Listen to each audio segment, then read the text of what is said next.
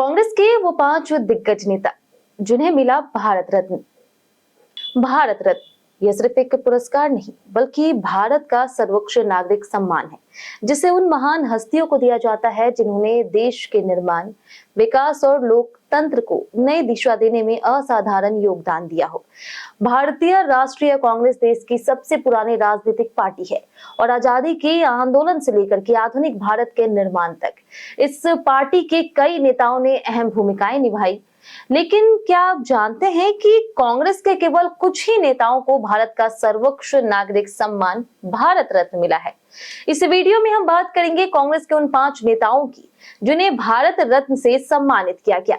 इन नेताओं ने अलग अलग दौर में देश का नेतृत्व किया और अपने फैसलों से भारत के इतिहास पर गहरी छाप छोड़ी। इस सूची की शुरुआत होती है भारत के पहले प्रधानमंत्री पंडित जवाहरलाल नेहरू की।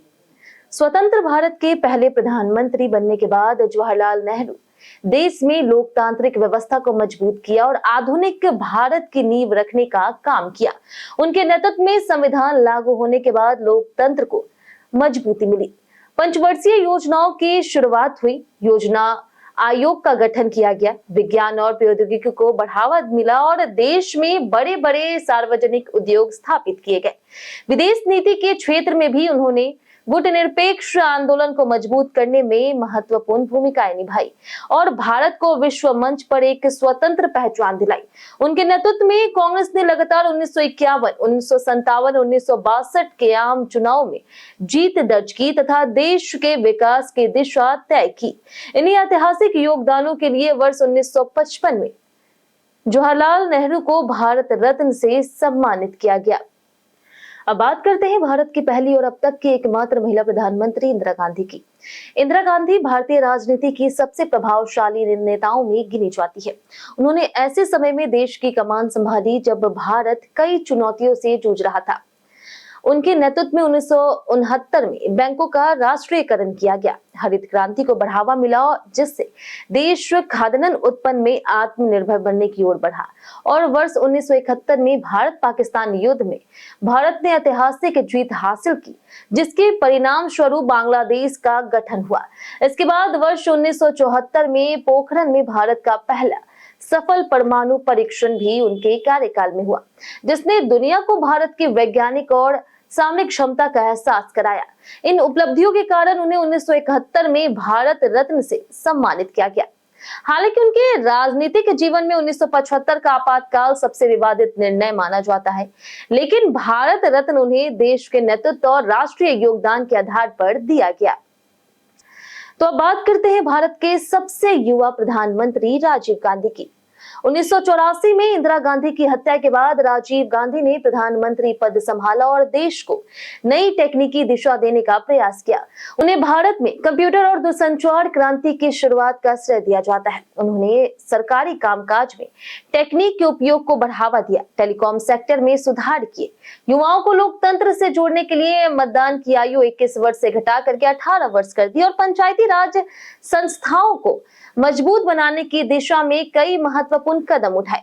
सूचना प्रौद्योगिकी के क्षेत्र में उनके फैसलों का असर आज भी दिखाई देता है। 21 मई 1991 को तमिलनाडु में चुनाव प्रचार के दौरान एक आत्मघाती विस्फोट में उनकी हत्या कर दी गई। उनके राष्ट्रीय योगदान को देखते हुए उसी वर्ष उन्हें मरणोपरांत भारत रत्न से सम्मानित किया गया। अब आते हैं कांग्रेस के चौथे भारत रत्न सम्मानित नेता पामुलापति वेंकट नरसिम्हा राव, जिन्हें देश से पीवी नरसिम्हा राव के नाम से जानता है। वर्ष 1991 में जब भारत गंभीर आर्थिक संकट से जूझ रहा था और विदेशी मुद्रा भंडार लगभग समाप्त होने की स्थिति में था, तब उन्होंने प्रधानमंत्री के रूप में देश की कमान संभाली।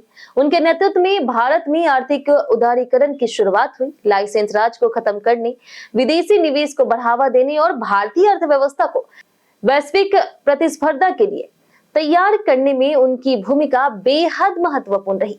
उनके शासनकाल में शुरू हुए आर्थिक सुधारों ने भारत की अर्थव्यवस्था को नई दिशा दी और आज के विकसित भारत की मजबूत नींव रखी। उनके ऐतिहासिक योगदान को सम्मान देते हुए भारत सरकार ने वर्ष 2024 में उन्हें मरणोपरांत भारत रत्न से सम्मानित किया। वहीं सूची का 5वां नाम है प्रणब मुखर्जी। जिन्हें भारतीय राजनीति का सबसे अनुभवी और कुशल रणनीतिकार माना जाता है। उन्होंने लगभग 5 दशकों तक कांग्रेस पार्टी और देश की सेवा की। वित्त मंत्री, रक्षा मंत्री, विदेश मंत्री और बाद में भारत के 13वें राष्ट्रपति के रूप में उन्होंने कई महत्वपूर्ण जिम्मेदारियां निभाई। संसदीय परंपराओं, आर्थिक नीति और प्रशासनिक अनुभव के कारण उन्हें भारतीय राजनीति का चलता फिरता विश्वकोश कहा जाता था। सरकार और विपक्ष दोनों के नेताओं के बीच उनकी स्वीकार्यता थी और कठिन राजनीतिक परिस्थितियों में भी वे संवाद और सहमति बनाने की क्षमता के लिए जाने जाते थे। देश के सार्वजनिक जीवन में उनके लंबे और उत्कृष्ट योगदान को देखते हुए भारत सरकार ने वर्ष 2019 में उन्हें भारत रत्न से सम्मानित किया।